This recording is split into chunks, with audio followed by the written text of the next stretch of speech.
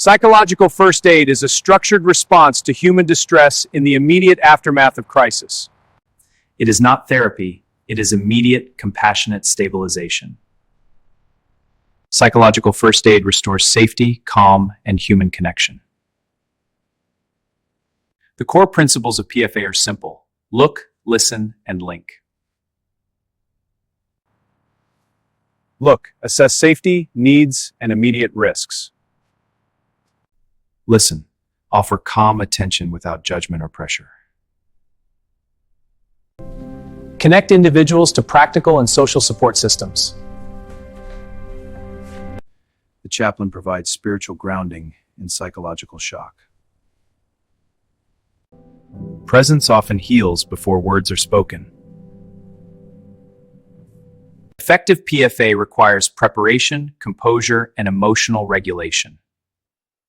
Psychological first aid respects professional boundaries. The calm of the caregiver influences the calm of the crisis. PFA applies across military, hospital, campus, and correctional settings. It restores dignity in moments of disorientation. Thank you. You're not alone. Crisis activates the human stress response system immediately. The brain shifts into survival mode: fight, flight, or freeze. In this state, reasoning narrows and emotional intensity increases. Psychological first aid begins by regulating physiological distress. Let's practice. Inhale slowly, and now exhale. Breathing, grounding, and calm posture communicate safety. Emotional shock is not weakness, it is a biological response.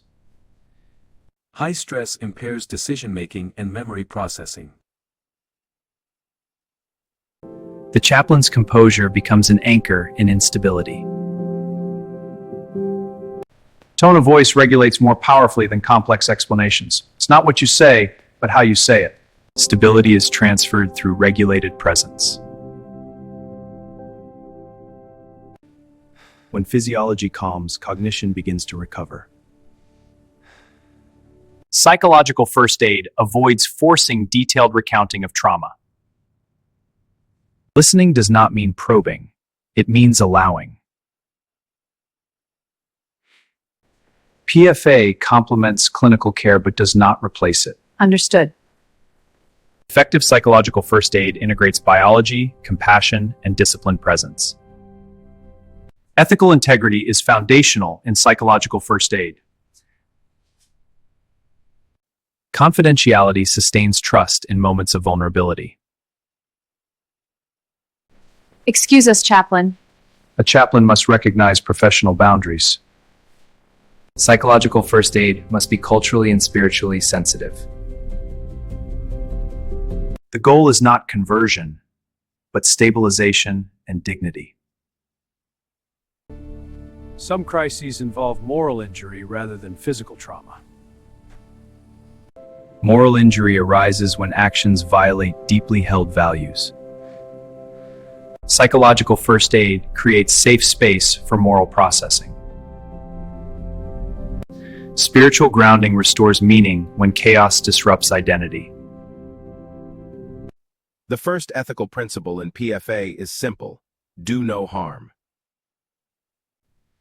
Unnecessary theological explanations can intensify distress. Simple, grounding questions are more effective than complex advice. Dignity must be preserved regardless of institutional setting. In chaplaincy, psychological first aid becomes sacred presence under pressure. Ethics, sensitivity, and spiritual steadiness define effective crisis ministry.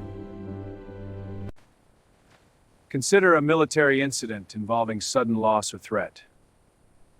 The chaplain first assesses safety before initiating conversation. Grounded posture and calm tone reduce emotional escalation. Calm tone. Practical support often precedes spiritual dialogue. I appreciate that, Chaplain. Let's get you some water. In hospital settings, distress may follow sudden medical emergencies. Silence when compassionate becomes therapeutic.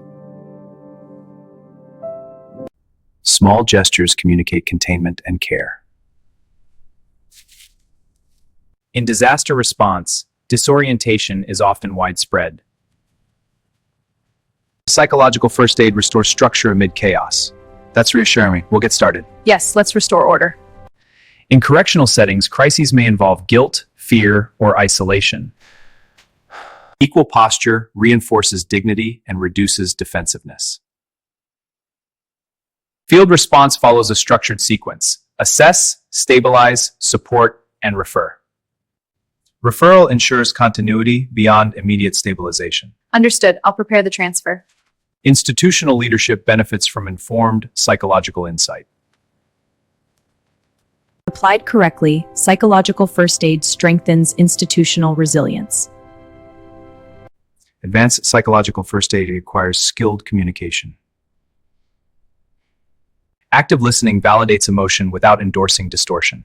But how can I separate the emotion from the distortion? De-escalation begins with lowered voice and slowed pacing. Non-threatening body language reduces perceived threat. In group crises, clarity and structure prevent emotional contagion. Clear, brief instructions restore cognitive focus. Assigning small tasks reactivates a sense of agency. Crisis ministry exposes chaplains to secondary trauma. Repeated exposure to suffering requires deliberate self-regulation. Professional debriefing prevents compassion fatigue. Yes, that's so important for our well-being. Exactly. It helps us sustain our care for others. Personal reflection restores emotional equilibrium. Physical wellness supports psychological resilience. Spiritual grounding sustains long-term crisis effectiveness. Accountability structures protect both caregiver and recipient. A resilient chaplain strengthens resilient institutions. Psychological first aid aligns deeply with the theology of presence. Throughout Scripture, God responds to distress with nearness. The ministry of Jesus demonstrates attentive, embodied compassion. He restored dignity before offering instruction.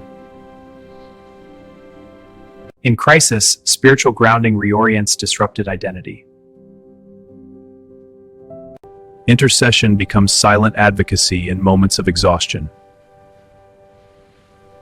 Prayer stabilizes the caregiver before it strengthens the cared for. Hope reconstruction is central to spiritual crisis response. Words of hope must be measured, not premature. Theological reassurance must never dismiss emotional pain. Sometimes sacred presence speaks louder than theology.